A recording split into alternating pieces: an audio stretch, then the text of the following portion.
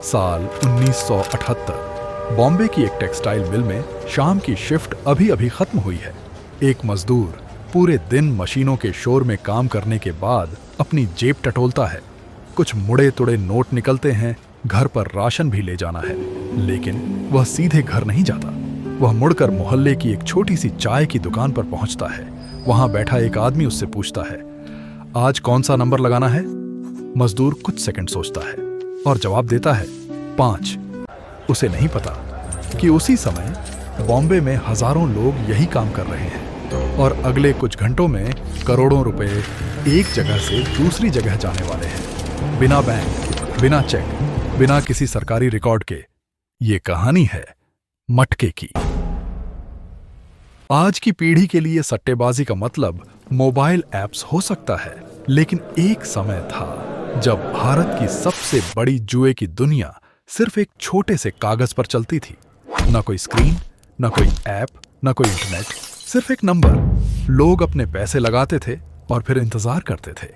अगर नंबर सही निकल गया तो 10 रुपए 100 बन सकते थे, 100 रुपए 1000 बन सकते थे, और कभी कभी एक मजदूर की कई महीनों की कमाई एक ही रात में मिल जाती थी। यही सपना, यही उम्मीद लाखों लोगों को मटके की तरफ खींच लाई। लेकिन जो लोग बाहर से देखते थे, उन्हें सिर्फ खेल दिखाई देता था। असल में ये एक विशाल सिस्टम था, एक ऐसा नेटवर्क जो पूरे शहर में फैला हुआ था, जिसकी अपनी व्यवस्था थी, अपने नियम थे और अपनी अर्थव्यवस्था थी।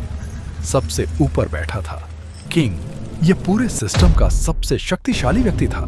हर दिन 2 बार यहीं से निकलता था जीत का नंबर।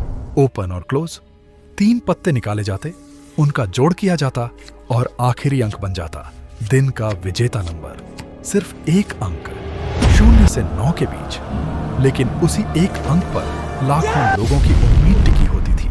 मटका का जुनून इतना बड़ा था कि रिजल्ट आने के समय बॉम्बे की टेलीफोन लाइनें तक जाम हो जाती थी। कल्पना कीजिए, ना मोबाइल था, ना इंटरनेट, फिर भी एक नंबर कुछ ही सेकंड में पूरे देश में पहुंच जाता था। दिल्ली, सूरत, अहमदाबाद, नागपुर, कानपुर, हर जगह लोग इंतजार कर रहे होते थे। जैसे आज लोग क्रिकेट मैच का स्कोर देखते हैं, वैसे उस दौर में लोग मटका का रिजल्ट देखते थे। अगर किंग इस सिस्टम का दिमाग था तो बुक्की उसका दिल थे। ये वही लोग थे जो मोहल्लों में बैठकर लोगों के दांव दर्ज करते थे, पैसे लेते थे, नंबर लिखते थे और जीतने वालों को भुगतान करते थे।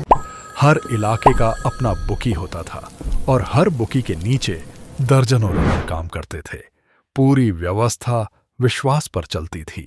न कोई रसीद, न कोई कानूनी कागज, बस भरोसा।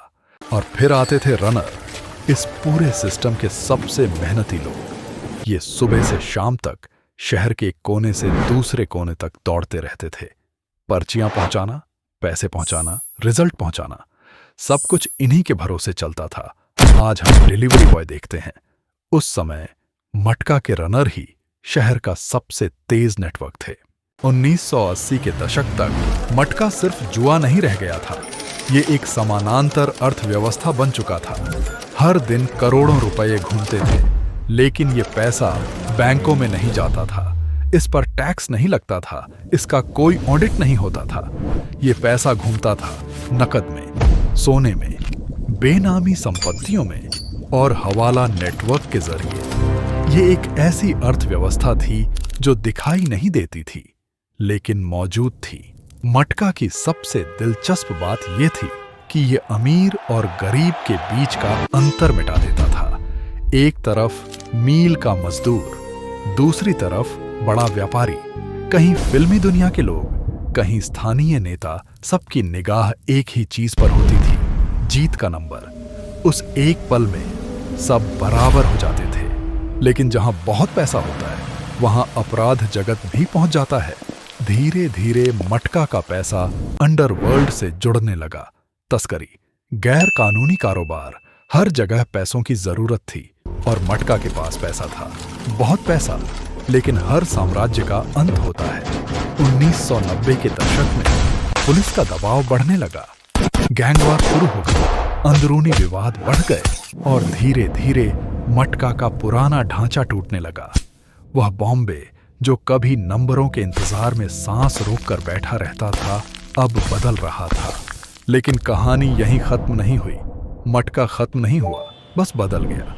आज पर्चियों की जगह मोबाइल ने ले ली है। रनर की जगह टेलीग्राम चैनल है, बुकी की जगह वेबसाइटें हैं, लेकिन इंसान आज भी वही है। आज भी लोग एक ऐसे मौके की तलाश में हैं जो उनकी जिंदगी बदल दे।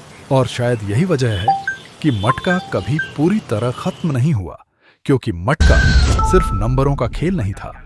मटका उम्मीद का कारोबार था, और उम्मीद दुनिया की सबसे महंगी चीज होती है। आज भी ये खेल गैर कानूनी है, लेकिन इसके नेटवर्क कई जगह मौजूद हैं।